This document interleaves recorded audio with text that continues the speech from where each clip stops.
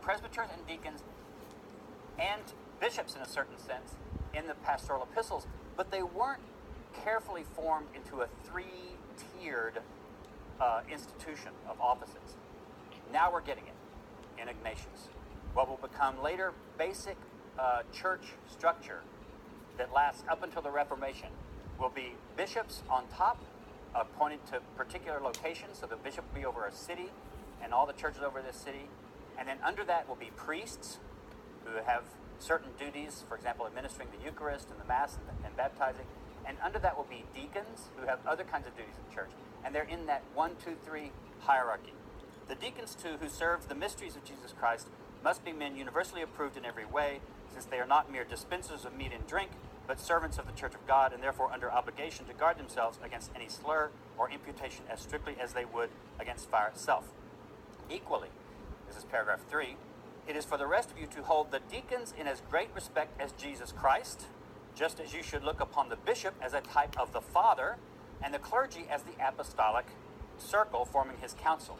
Notice what we've got then. We've got a trinity, almost, of offices that are matched by something like a trinity of these figures. God, the bishop is the Father, the deacons are Jesus Christ, and the presbyters, he calls them an apostolic council.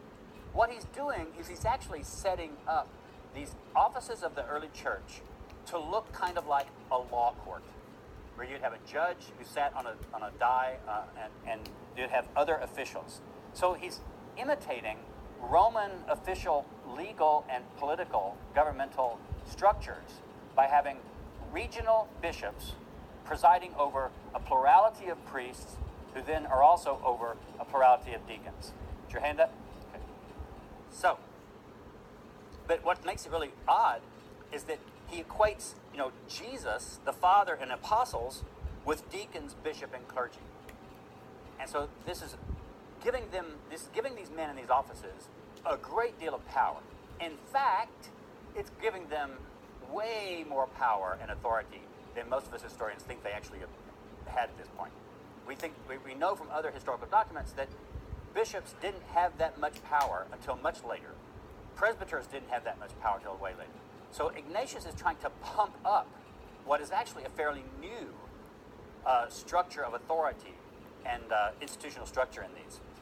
So he says all the time things like, don't do anything without the bishop.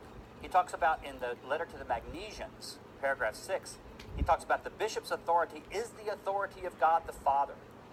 He says in Magnesian letter chapter 7, the bishop is to be regarded as the Lord himself. So what is he doing here? He's writing these letters to these different churches.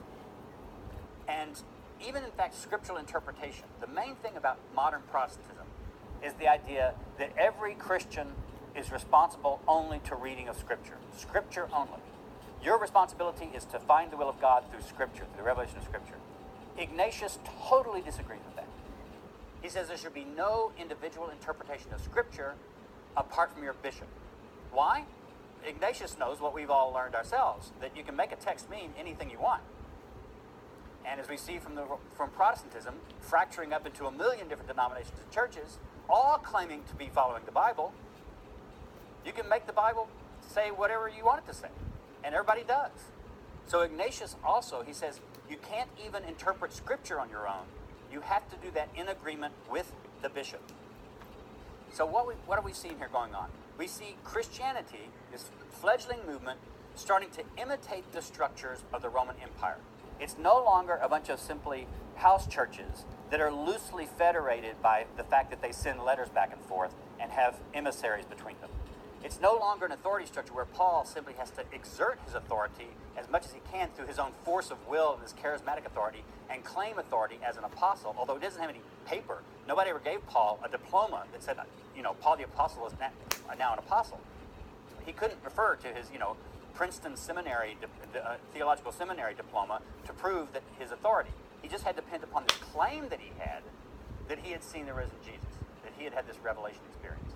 So we're moving from that kind of charismatic exercise of authority to what is now much more institutional kinds of hierarchical structures of authority. Medieval Christianity would itself, therefore, imitate